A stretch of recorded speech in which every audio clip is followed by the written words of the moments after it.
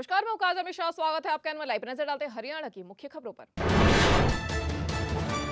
इन दिनों बुरे दौर से गुजर रही है जेजेपी। हरियाणा में बीजेपी जेजेपी गठबंधन टूटने के बाद स्थिति हो गई है और भी खराब। वहीं अब लोकसभा चुनाव में पार्टी के 10 में से 6 विधायक कांग्रेस और भाजपा के लिए कर रहे हैं प्रचार, मगर अधिकतर विधायक भाजपा के लिए कर रहे हैं प्रचार। वहीं जजपा के 2 विधायक कांग्रेस के लिए कर रहे हैं प्रचार। जजपा के सभी 6 विधायक अपनी ही पार्टी को लोकसभा चुनाव में हराने का कर रहे हैं काम। हरियाणा में कांग्रेस के राज्यसभा सदस्य दीपेंद्र सिंह हुड्डा ने शनिवार को दाखिल कर दिया अपना नामांकन पत्र। इससे पहले उन्होंने अपने आवास पर कराया हवन पूजन और अपनी पत्नी के संग यज्ञ में डाली आहुति। वहीं इस दौरान उनके पिता पूर्व सीएम भूपेंद्र सिंह हुड्डा और माता आशा हुड्डा भी रही मौजूद। पूर्व मुख्यमंत्री दुष्यंत चौटाला ने दिया बयान कि लोकसभा चुनाव में कुरुक्षेत्र के मैदान में भाजपा इंडिया गठबंधन की ओर से आप व इनेलो के उतारे हैं जो प्रत्याशी, उनका यहां से नहीं है कोई नाता। ये सिर्फ चुनाव जीतकर केंद्रीय सत्ता में होंगे शामिल, लेकिन यहां की जनता उन्हें नहीं करेगी स्वीकार।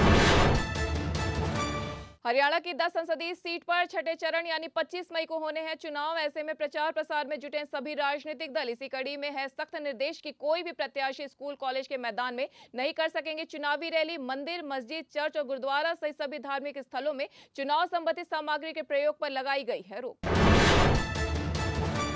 करनाल लोकसभा सीट से उम्मीदवार दिव्यांशु बुद्धिराजा को पंचकुला कोर्ट से मिल गई है जमानत। पुराने केस में भगोड़ा करार देने को बुद्धिराजा ने Punjab and Haryana high court में लगाई थी याचिका, जिसे कोर्ट ने कर दिया खारिज। तब उनके वकील ने लोकसभा चुनाव लड़ने का हवाला देते हुए पंचकुला कोर्ट में सरेंडर का दिया भरोसा, जिसके बाद हाई कोर्ट ने 7 मई तक स्थगित कर दी केस की सुनवाई। बहादुरगढ़ के पूर्व विधायक नफे सिंह राठी की 25 फरवरी 2024 की शाम गोलियों से भूनकर कर दी गई हत्या। अंधाधुंध फायरिंग में एक पार्टी कार्यकर्ता की भी हो गई मौत। अब सीबीआई को सौंप दी गई इस हत्याकांड की जांच। अब परिवार द्वारा लगाए गए आरोपों के आधार पर सीबीआई करेगी जांच। अंबाला दिल्ली नेशनल हाईवे स्थित पड़ाव थाने के पास फ्लाईओवर से करीब 20 फीट नीचे नाले में गिर गया एक ट्रक। शनिवार को अल सुबह हुआ यह हादसे में बाल बाल बच गया ट्रक ड्राइवर और खुद ही निकलकर पुलिस को दी सूचना। हादसे का पता चलते ही मौके पर पहुंचे पूर्व गृह मंत्री अनिल विज, घटनास्थल का लिया जायजा।